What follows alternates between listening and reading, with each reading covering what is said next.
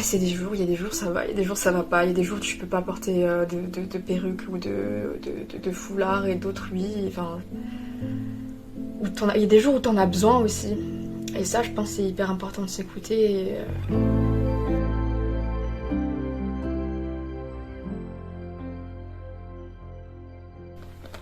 Hello Click Perruque, je m'appelle Marilou, j'ai 25 ans et je vais vous parler de mon rapport à ma pelade.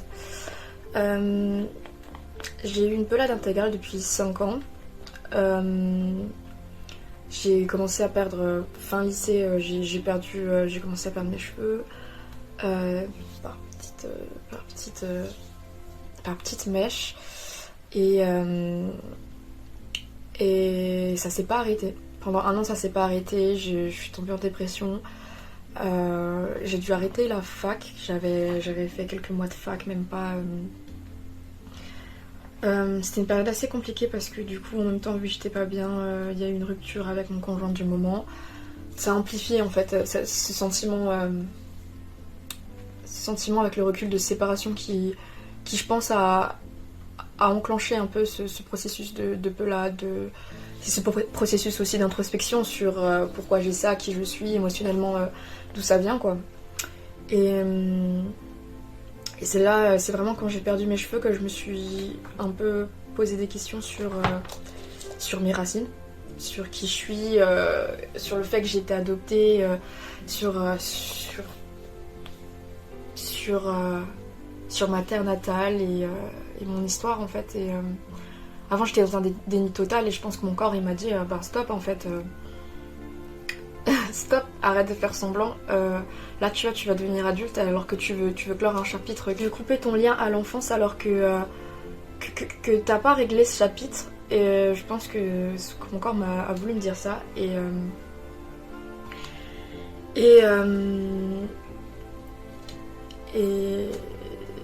ça a été super dur. Les 2 premières années ça a été super compliqué, vraiment. Parce que on est là, on comprend pas trop ce qui se passe, on sait pas pourquoi notre corps il fait ça et au final c'est petit pas par petit pas en fait. Moi les traitements que j'ai eu c'était au début des traitements chimiques par rapport à cette pelade, mais en fait mon corps il le rejetait clairement, ça me faisait me sentir pas bien et puis je sais pas en fait à ce moment là je suis pas retournée là-bas, enfin chez ma dermato, parce que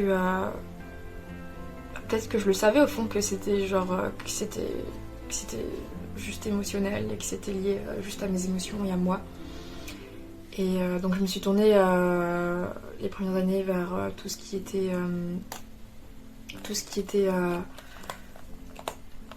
médecine alternative, médecine douce. Ça me faisait beaucoup de bien, ça me faisait aussi apprendre à comprendre mes émotions parce que dans notre famille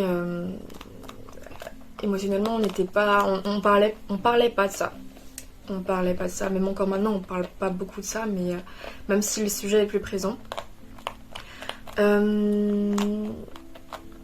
Et au final je me dis que je suis contente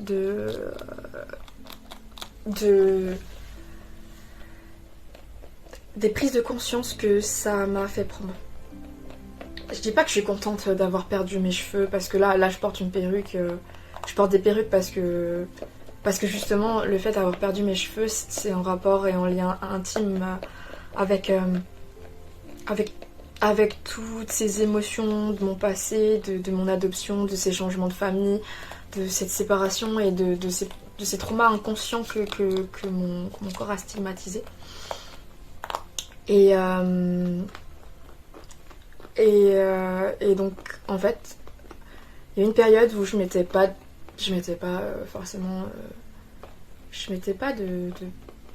perruque parce que je me disais qu'il fallait que je m'accepte telle que j'étais, et au final je me rends compte que en fait c'est chacun fait comme il le semble, parce que j'avais un peu aussi des réflexions de droite à gauche de tu devrais faire ci, tu devrais faire ça, et j'avoue que j'étais hyper influençable, hyper vulnérable, et qu'avec le recul maintenant je me dis bah en fait juste là c'est ta maladie, elle est propre à toi et ton corps l'exprime d'une manière, et Et pour guérir aussi, ça va être singulier à soi-même, je dirais. Qu'une alopécie ou une pelade d'une personne, ça va pas être pour les mêmes raisons qu'une autre. Et que pour ça, en fait, il faut juste s'écouter et, et que ok, c'est bien de s'accepter comme on est, etc. Mais que j'estime cette partie-là de moi être vulnérable. Genre parfois la montrer à tout le monde, c'est pas ce dont j'ai besoin et c'est pas ce qui me fait le plus de bien. Et, euh, et voilà, et parfois c'est l'inverse, hein. Parfois j'ai besoin de la montrer et j'ai besoin de... voilà. Et, voilà. Donc, alors au début, les solutions que j'avais pour cacher ma chute de cheveux, c'était remettre mes cheveux dessus, les bonnets, les chapeaux. Et puis après, j'ai décidé de raser complètement et de porter des turbans. J'étais pas tout de suite prête à porter des perruques, ça s'est fait assez progressivement. Et même avoir... je sais que c'est remboursé par la sécurité sociale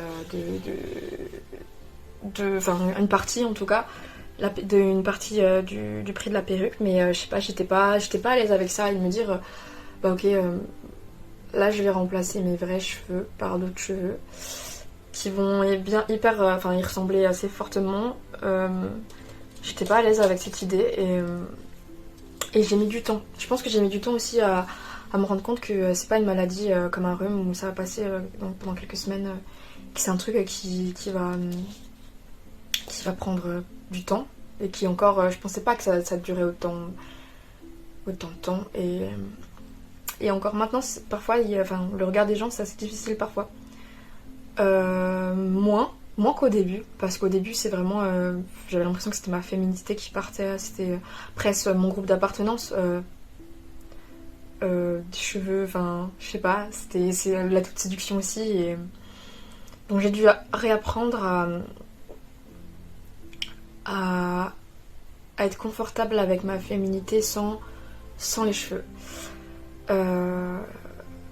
Et aussi de tout ce qui est en lien avec mon passé, mes traumas, mon adoption. Et ça m'a permis de retrouver aussi, de creuser et de retrouver une partie de ma famille au Vietnam. Donc ça, c'est des souvenirs c'est des moments forts de ma vie. Donc c'est vraiment chouette. Donc pour ça, je me dis que mon corps a vraiment exprimé un mal-être. Parce que je pense que sans cette chute de cheveux, sans ce déclic qui me dit, en fait, waouh, qu'est-ce qui se passe? En fait, mon corps, il m'exprime un truc, je sais pas ce qui se passe.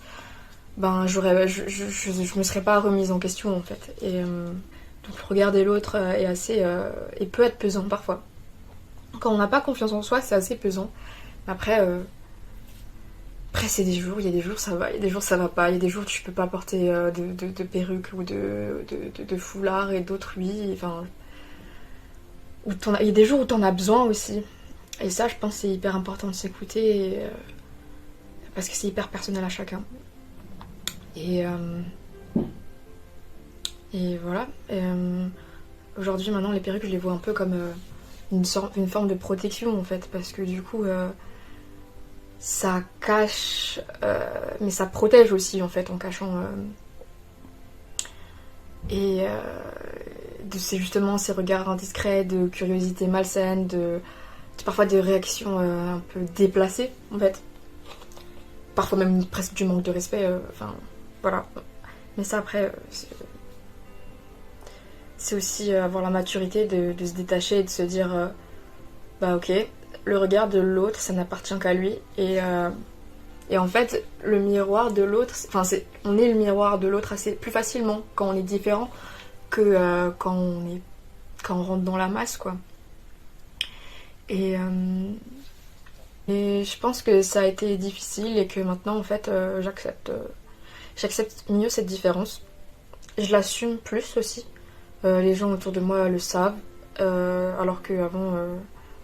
j'essayais de le cacher, même quand je rencontrais quelqu'un, c'était un peu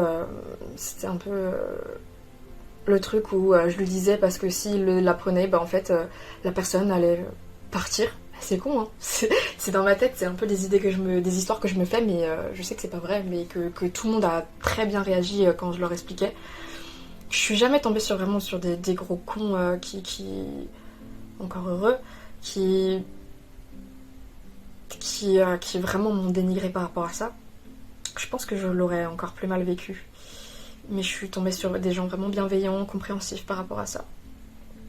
Aujourd'hui, je dirais que cette pelade, elle m'a permis de vraiment